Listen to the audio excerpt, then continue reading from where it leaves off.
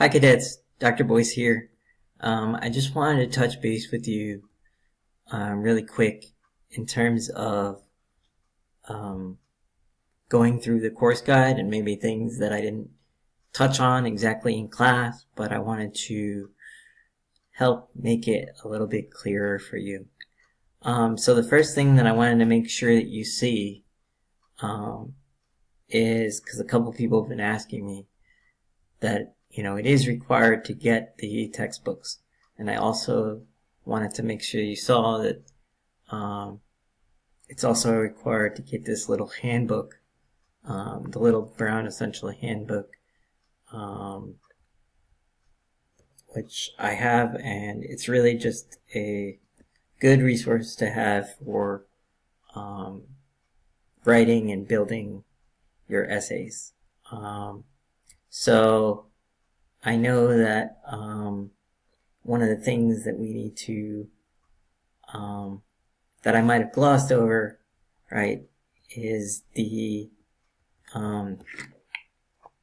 difference between a lesson objective, a performance objective, and an integrated performance objective. So a lesson objective really comes down to, here's what the overall mission or the overall goal for the lesson is. This is so you can be able to function and contribute and be able to get the most that you can. And you should be able to, after our classes, be able to accomplish the lesson objectives. The performance objectives are the specific things that you need to know for the purpose of, understanding the terms, understanding the principles, and doing well in the exams. So these are key. And if you have questions about the specific POs, feel free to reach out to me.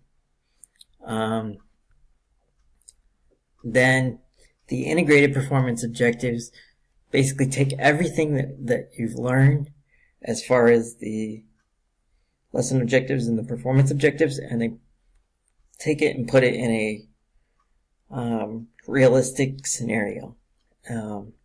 So I hope that it sort of serves as a scaffolding so that you can effectively build your knowledge as a part of the course guide. One of the things also that I didn't cover was Bloom's taxonomy. Bloom's taxonomy, when you really think about it, it's a way of understanding where somebody is with regard to their educational objectives. It's good because you can determine exactly where you are related to a specific piece of knowledge. I actually still use this now as a way to determine, just how well do I really know a piece of material. And part of this I actually do when I prepare for your class, is I look to see, okay, here's the piece of knowledge, make sure that I really do understand it, and I look based on these verbs and descriptors, where I am in terms of, my cognition and understanding. And you should too. So, it's one thing to just be able to recall it versus to be able to understand it.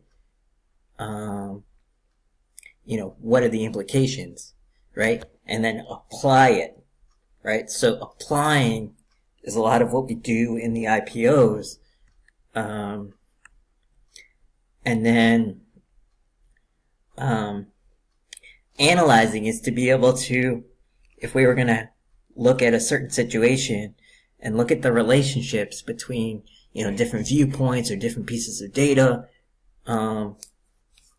It's being able to break it apart, right?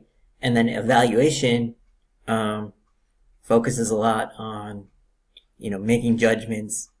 And then creation is all about, combining everything together into something new. So that's a little bit about Bloom's. And I encourage you to really use that as your metric to assess yourself as to where you are learning as you go through the class. And it also can tell you when you need to come to me to get some more help or some more instruction through AI. We talked about the DSQs. So the last thing I wanted to touch base with you guys on for this is just the two papers, right? So you have the integrated reflection paper, and this basically talks about, the understanding of concepts that you learn later on in the developmental psychology block. And that's due no later than 1600 on lesson 22, which is March 23rd. And then the research paper is to help you understand research methods and be able to evaluate descriptive and inferential statistics. And that's 24 April, lesson 34. So just a little bit of extra knowledge in the hope that it will provide you some better understanding of where we are. Feel free to ask me questions, and I will see you guys in class. Thanks.